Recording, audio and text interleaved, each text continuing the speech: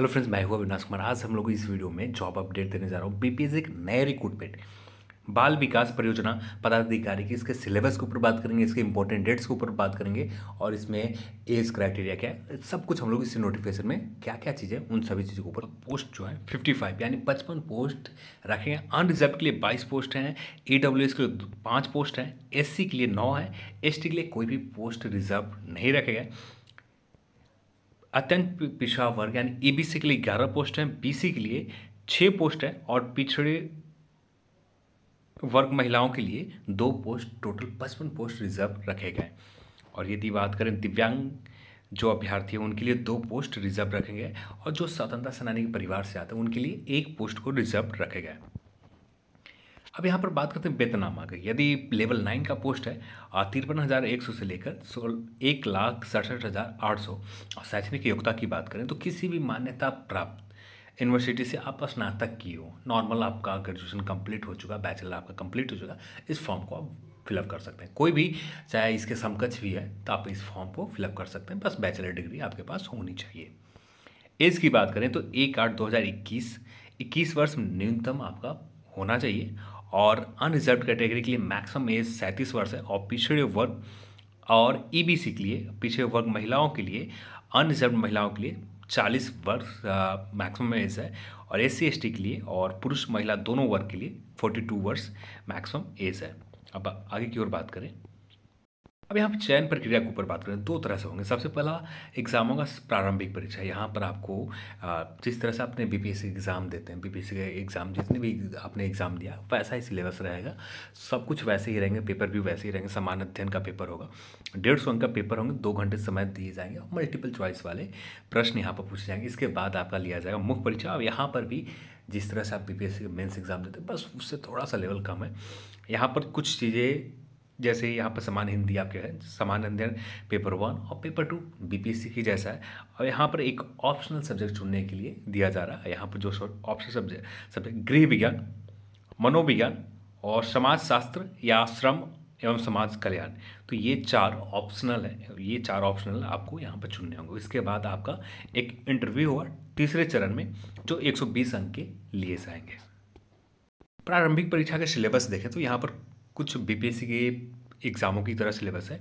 समान विज्ञान, राष्ट्रीय अंतर्राष्ट्रीय महत्व के समसामयिक घटनाएं, भारत का इतिहास, बिहार के इतिहास, प्रमुख विशेषताएं, समान भूगोल, बिहार के प्रमुख भौगोलिक प्रभाग, यहाँ के महत्वपूर्ण नदियाँ, भारत की राज्य व्यवस्था, आर्थिक व्यवस्था, आज़ादी के पश्चात बिहार की अर्थव्यवस्था, प्रमुख परिवर्तन, भारत के राष्ट्रीय आंदोलन, इसमें बिहार के योगदान, समान मानसिक योग्यता की जांच वाले प्रश्न पूछे जाएंगे। तो यहाँ पर कुछ प्रश्न आपको रीजनिंग से भी होंगे।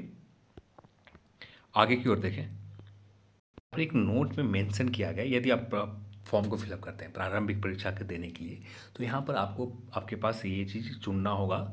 ऑप्शनल सब्जेक्ट आपको जो 4 ऑप्शनल है, गृह विज्ञान, मनोविज्ञान, समाजशास्त्र, श्रम एवं समाज कल्याण, ये 4 ऑप्शनल को आपको अभी चुनने होंगे। अब इसमें कोई बदलाव लास्ट में भी या कहीं भी बीच में नहीं किए जाएंगे। जो आप अभी ऑप्शनल चुनते हैं इसी ऑप्शनल में आपको पेपर देने होंगे, इसी ऑप्शनल का आपको प्रिपरेशन करने होंगे।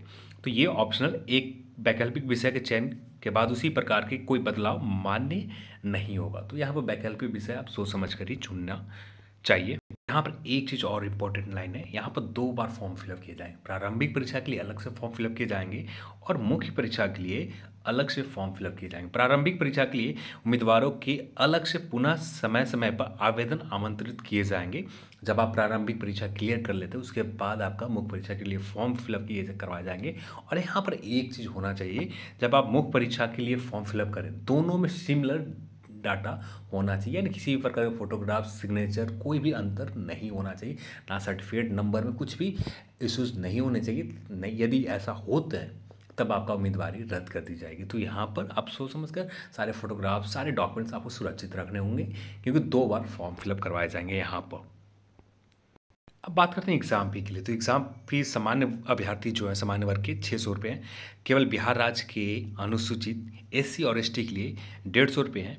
बिहार राज्य के स्थायी निवासी जो अनरिजर्व्ड वर्ग में आते हैं महिला उम्मीदवार के लिए 150 रुपये, 150 रुपये और दिव्यांग अभ्यर्थियों के लिए 40% उससे या अधिक 150 रुपये फ़ी है। और सभी अन्य उम्मीदवारों के लिए भी 600 रुपया फ़ी रखेंगे। यानी सिर्फ सामान्य वर्ग, पुरुष वर्ग के लिए और सभी अन्य वर्ग के लिए 600 है। महिलाओं के लिए 150 फ़ी है और दिव्यांग अभ्यर्थियों के लिए 150 है।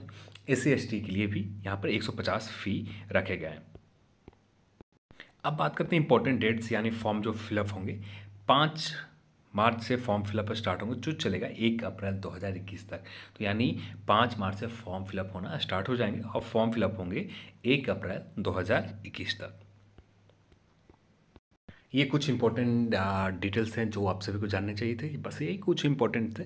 और चलिए आज की इस वीडियो में इतना ही, और इस वीडियो को देखने के लिए आप सभी को बहुत बहुत धन्यवाद। जय हिंद।